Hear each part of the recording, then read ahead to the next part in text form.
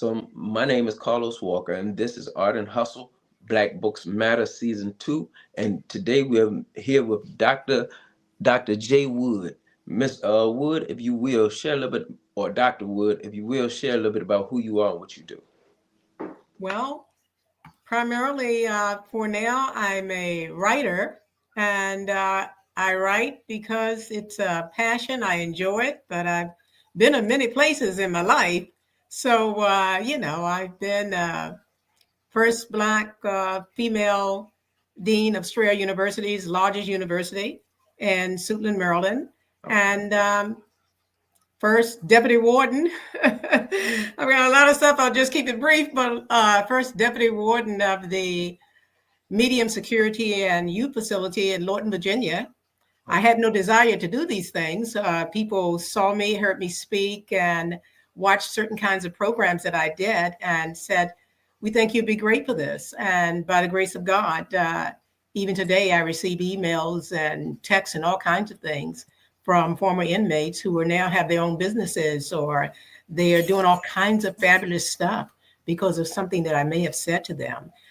When I was a dean, I also taught psychology, organizational leadership, conflict resolution, entrepreneurship, name it, I pretty much have done it.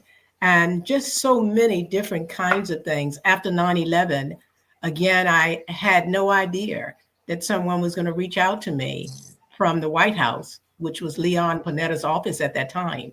And I thought it was a scam or something, really, back in the day. And you guys gonna be laughing, but I had a land phone, and I picked it up. I was in my basement office, which I don't have a lot of workers, just myself and my sister. And the gentleman said, this is the White House, Leon Panetta's office. We'd like to know if you would travel around the country and train airport screeners. We received something from somebody in the district about you. And I'm like, who is this? Really? I'm in my basement, okay? And I said, okay, can you hold on for a second? I really didn't need a second. I just kind of looked over to my sister here as the White House. And I went back and I said, okay, how can I help you again? Dr. Wood, we'd like to know, would you be able to travel around the country as one of our lead trainers and train airport screeners? And something hit me and I went, when do you want me to start? We will need you to start this week.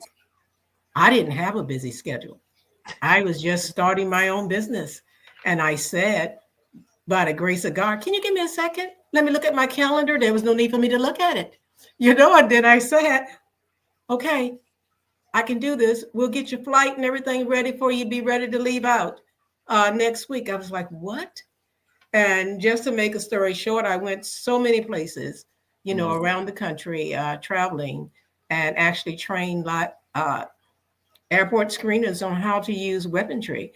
And the day that Leon Panetta's office came and they chose who would be leaders, because my last name is Wood, a lot of time my name is called at the end, many school programs and things. I had no idea they were going to choose me as a lead trainer. And after they called these big muscular guys, military, and they were the leaders, and there I was, and they said, we have one more. Is Dr. Wood here? And I raised my hand and they said, you will be the next leader. Here's your list of people that will be in your group. And there again, first female of color to lead. And at the end of that journey, I could not have anticipated that Leon Panetta would send me a letter thanking me for my services, things that they had. So while I never wanted to do that in life, we don't always know what we want to do. But God prepares us for it, and with talents and abilities far beyond we even could have conceptualized. And surely I would have never dreamed that I would be traveling around the country after 9/11, training airport screeners. I never desired to be anybody's deputy warden. Somebody heard me speaking to ex-offenders under Mayor Berry. And before I knew it, one day I went to my office in Lorton, Virginia, an old-fashioned letter or email that was on my desk. And I went to my supervisor and said, what are they talking about? Report to the mayor's office. I live in Clinton, Maryland. I was in Northern Virginia there, and I'm like, what? I just got here. And don't laugh, but I drove a black and a white Pinto, red my, now, what are you talking about? And my manager just said, go now. And I was, go now. So I left, went up there to the mayor's office, sit outside, and Cora Mastersberry, Eleanor Norton Holmes, so many of them, they were there. I had an old fashioned briefcase and I was just sitting there waiting. And then they came and said, come with me, Wood. Yes, ma'am. And when I went in the room, there was this long table, like a conference table, and all the heads of the DC government was sitting around the table.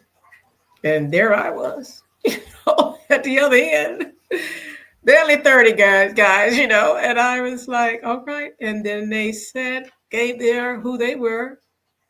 We heard you speaking and you didn't know we were in the audience. I understand, about transitioning and people being elevated and helping others. So we would like for you to train all of the district government cabinet heads to include the workers. Can you do that? Is what they said. What else was I going to say in the moment? But okay, yes. I had no conceptualization about how I was going to do it. And then to make a long story short, when I did do it and finished it, I received a outstanding letter from Cora Mastersberry that I still have in my study on the Okay. wall. I But do I've want been to ask writing you. since I was 7. Yeah, look, I do want to ask you. You are an author, you say. Yes, I've been writing since I was 7 and did not really realize it until probably I was 12. When I was 7, I came from a poor family, and people today say you don't speak or look like poor family, whatever that means. But I came from a poor family, and I was kind of the entertainment. So they would have their beer. I see you smiling, Dad. I'm telling them I have my beer. They would have their beer in their group, and when they got their laughter on and they wanted some entertainment, they would say, somebody tell that, get that little girl. And they couldn't say the word girl. They said gull. Get that gull, come in here, tell a story. And I tell a story and it would fill my heart that they would laugh and clap. I still had no idea at that time that this was God's work that he was doing. So I would tell the stories and remember them. And they would call me back each time they got together. And by the time I got about 12, I started writing them in longhand. It wasn't too popular with my group growing up in the ghetto that I grew up with. But by the time I was 16, 17, before I even knew what a journal was, I would write it down. And even today, I have longhand stuff that I've written. So my books are compilations of poems I've written over numerous decades. Okay. So you have how many books you did you tell me? I'm on book number 6 now, scheduled to be released this month or early next month. Okay. If you will share, if you want to, you briefly you can share all 5 of them or all 6 of them, or you can just share a few of them. Okay. The first one that I wrote was actually a novel, and it's called Cement Rainbow. Mm. And Cement Rainbow talks about my life. It is fiction because, in order to protect others and not cause any unintentional harm or stress towards them, I changed the names. Okay. But it tells a story about growing up in Washington, D.C. And in that talks about drugs, relationships, the communities. While my father was in the military in France, and his soldiers, they got lost, a story that he told me, and was held captive for Mm. almost 2 or 3 weeks. And it was this French woman who would come out every night and sneak and bring them food. And in the meantime, my mother was pregnant with me. And my father's name was Joseph. And they wanted to name me Josephine. But when the letter arrived, long kind of wait for a letter to get here from there, my dad had in there, do not name her Josephine. Name her after the French woman that helped us escape and saved our lives. So today I always treasure that memory of him. And when he got out, he had all kinds of difficulties and different kinds of things, to include alcohol. But he would always say to me, if someone asks you where you're going, don't tell them where you've been, tell them where you are headed. And I always kept that in my mind. He would even say to me, you write very well, you speak very well, stay in school. I know you're going to have some difficulties, but stay in school. And I had my hiccups, like most people, and challenges and different kinds of things. And in that book, it talks about it. So in Okay. Cement Rainbow, there's a lot of it that is in that book there. Just again, Cement Rainbow, growing up in Washington, D.C., in urban cities that looked a bit different, and yet in many ways the same as many of the urban cities look today, if that makes any sense. I mean, it was almost normal to see somebody up on a roof, high off of what they were high off, and thinking that they could fly. And we Mm-hmm. knew no better, and it's in the book, so we'd stand there and applaud them. That's what the kids are. They're up there thinking they could fly. And when I look back at it, quite a few of them did die. Many of them injured and hurt themselves. But once they got high, they believed that. And if you did not do drugs or something like that, then you might have been a little weird. So I was a bit particular, a bit weird.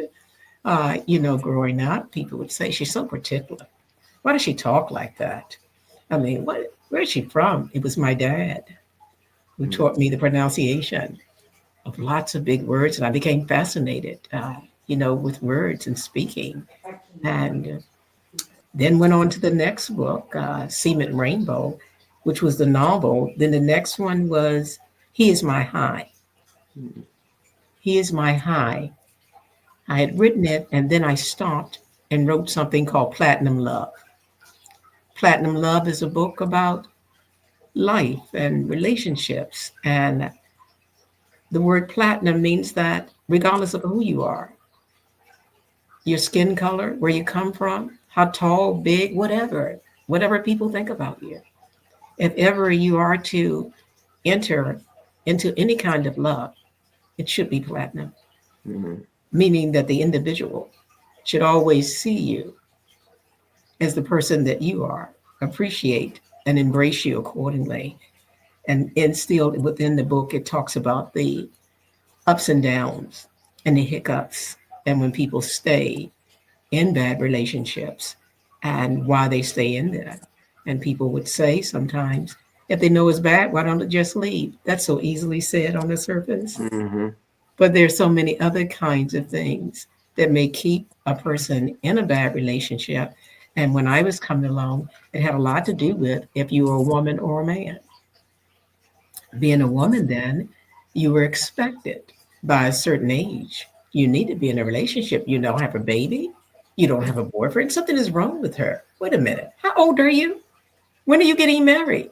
So the book talks about things like that, the kind of pressure the society puts on not only women, but in my maturity, I find men too, Mm-hmm. to say that he's a man, he's the breadwinner. He ain't got no job. He's supposed to be doing what's wrong with him? What? How many kids he did? And people don't understand the pressure that people put on people. Why I think you would thrive and grow to God's level where He wants you to be if you just knew to push aside all that other debris. You may never get rid of it because in relationships and in life, it still grows if somebody's watering the seeds. Mm-hmm. So it's still always there. But in Platinum Love, I talk about love and life and what makes it platinum. And God is always the foundation as I mature that I truly believe I could not never have thrived or done without Him. And then I decided, let's do He Is My High. Coming with more and more maturity now, I realized that regardless of what you do, I didn't need any stimulations or anything else. All I needed to have my faith grounded sincerely in God, and that would be the best high I could ever have. Even when I'm feeling bad and have pain, I embrace it because I know by embracing it, it's just a platform that He has given me to step on. So rather than sitting around hemming and hawing, I wish I could have all that kind of stuff, I don't do it. I go, okay, the doctor said this, I'm got to have this right here. That's okay. I have to make sure that my attitude is positive. And Mm, when that is, gratitude happens automatically. So that books, they talk about attitude, gratitude, elevation, and forgiveness. mm, And forgiveness. With forgiveness, sometimes in life, people spend too much time just hovering. No one said you had to forget, because as long as God gives you a mind and feelings, you're going to have memories. mm-hmm. But it only, what do you do with it when it surfaces? Do you drop back down again Or at do the you? end of the ladder or underneath the ladder? Or do you just grab hold of it as if you got a stone in your shoe? It might slow you for a second, but if you reach in and you pull it out, you can walk straight again. I And promise. those are the kinds of things, friendships, relationships, family, different kinds of things like that. After Platinum, He is My High, then there's Spiritual Whispers, which is the current book. And Okay. Spiritual Whispers actually talks about life's ups and downs and the trials and tribulations, and how, if anyone would ever say, my life has always been grandiose, look out, somebody's in a facade. There is no such thing. To be human means that you would have those challenges. Mm-hmm. Without those challenges, how could you truly blossom? You don't become the Even best when you. I don't understand, even when one feels entitled, and people who come from families that maybe are wealthy or have this, it does not matter how sharp you look, who you think you are.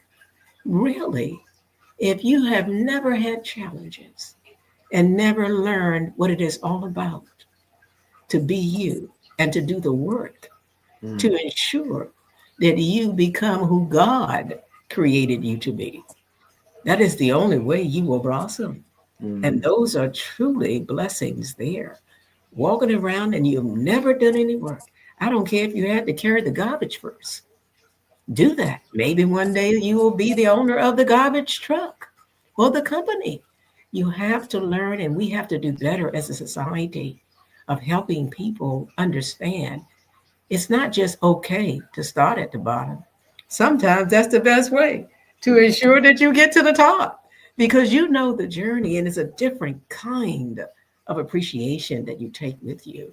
So I talk a lot about my truth and life's truths, and I never know who I'm going to inspire in life. That still today blows my mind when someone reaches out to me and says to me, Dr. Wood, you have really inspired my life with the poem that you wrote, and they'll give the name of it.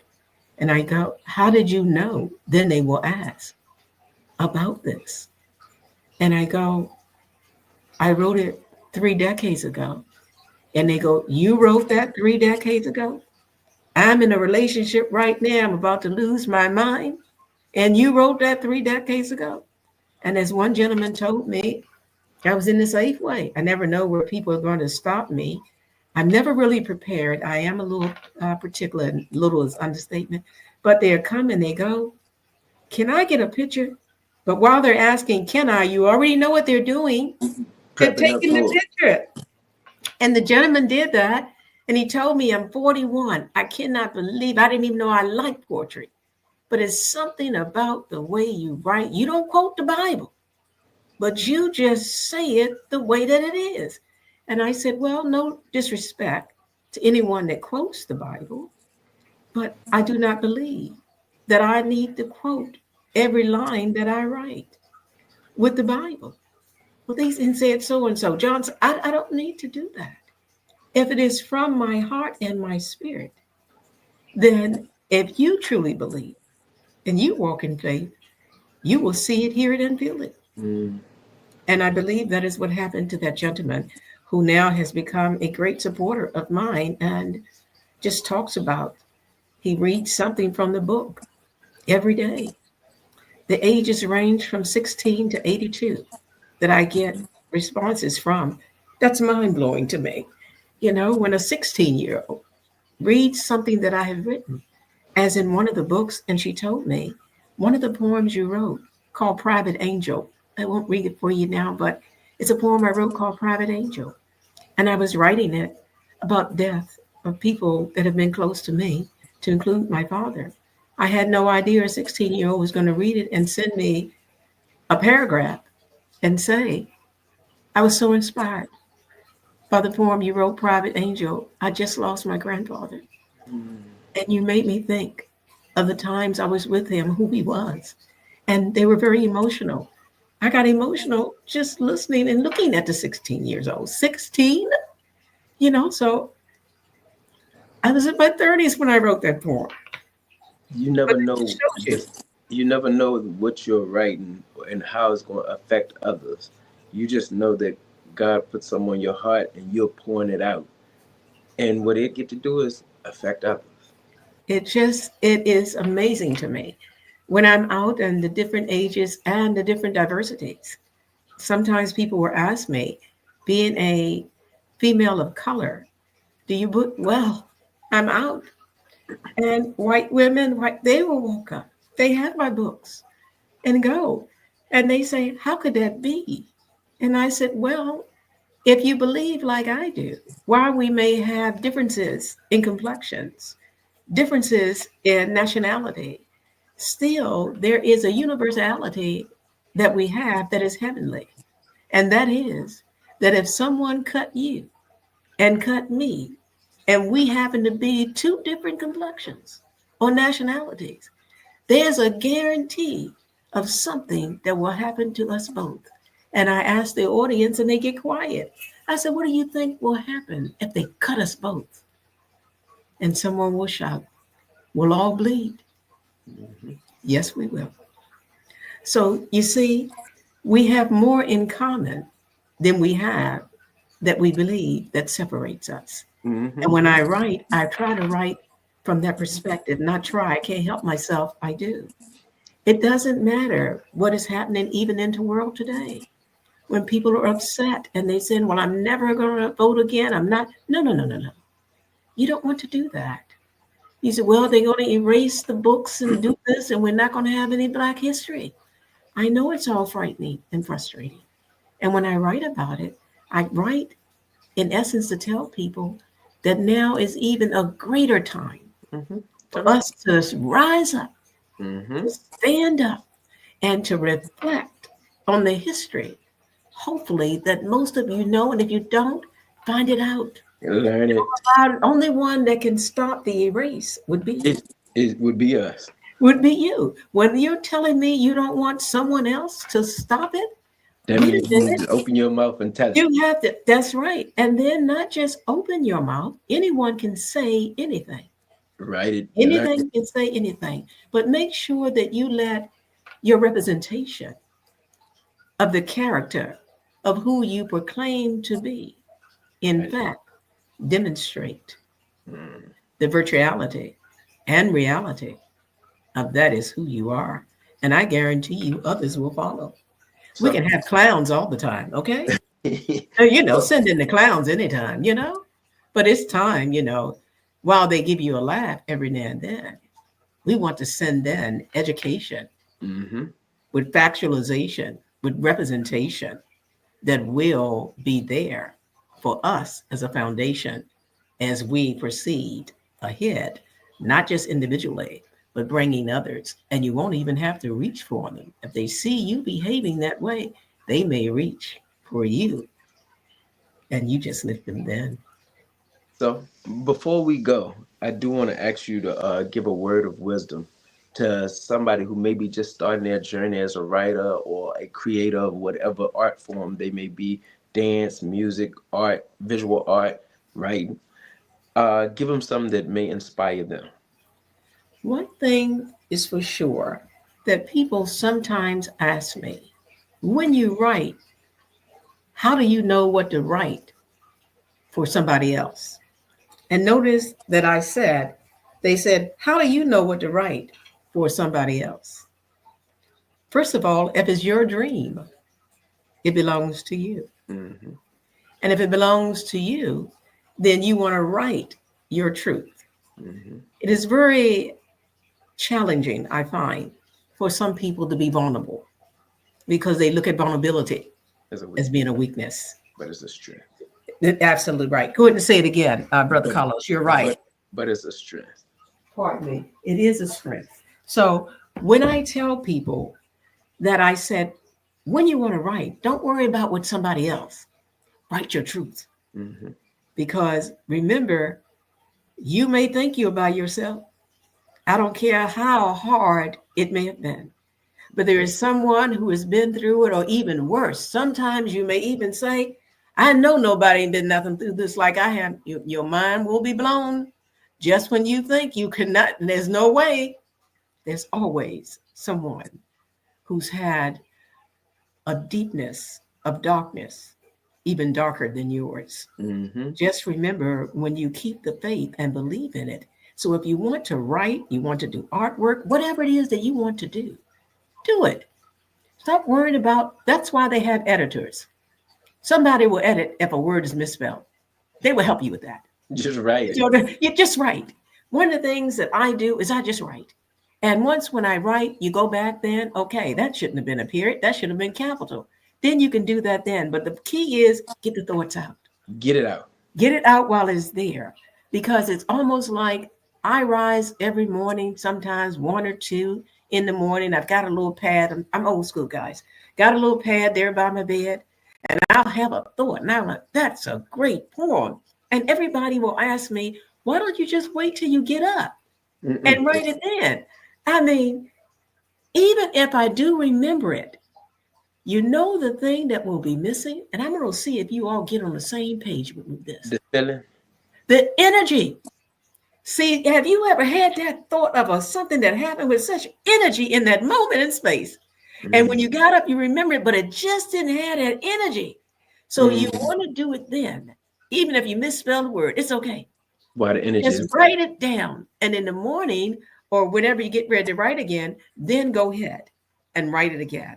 And that, I believe, is the essence of a journey on to becoming a good writer, a best-selling writer, a best-selling author, and beyond. If you're an artist, don't be worrying about what somebody else gonna like. Oh, that don't really look like that. Oh, did I get that right? I should have put green in there, not orange in there. Is his ear too big? Maybe that big ear is going to be the creativity that you made on that piece of work that people are looking for. It will be different. It will be you. So you don't want to be a copycat or a copyright of someone else. Mm. Be yourself. Many people will look at books. You don't want to set yours up. You can use ideas from others, but always reach for uniqueness. There's nothing more pride and dignity than stepping up to you because God made all of us while we have our likenesses.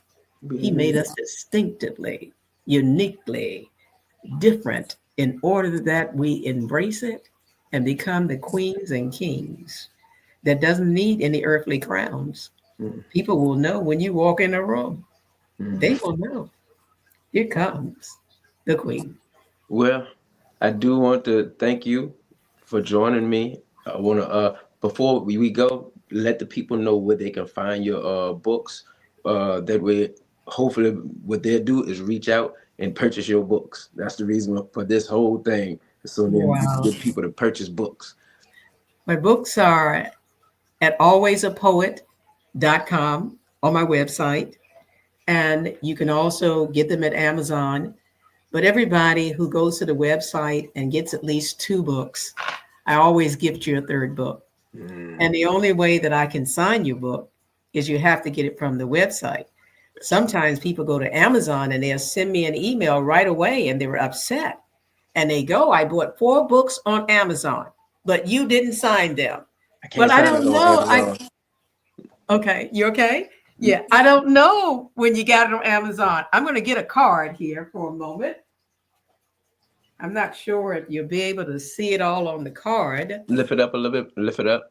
There we go. Bring it closer. Okay, website is there and everything. All right. Can you see it? You can't. It's real. You're gonna have to get real close in order for them to see it. But or you lift it up now. Yeah, there we go. You can see Okay. it a little bit. Okay, Well, but the website is there again. The website is alwaysapoet.com. And the email is, I try to keep it easy, alwaysapoet0920 at gmail.com. I'll give it to you one more time. Always a poet 0920 at gmail.com.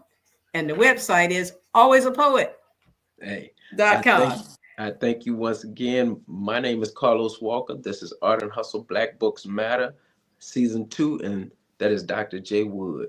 Thank you. God bless all of you. God Best bless you. wishes.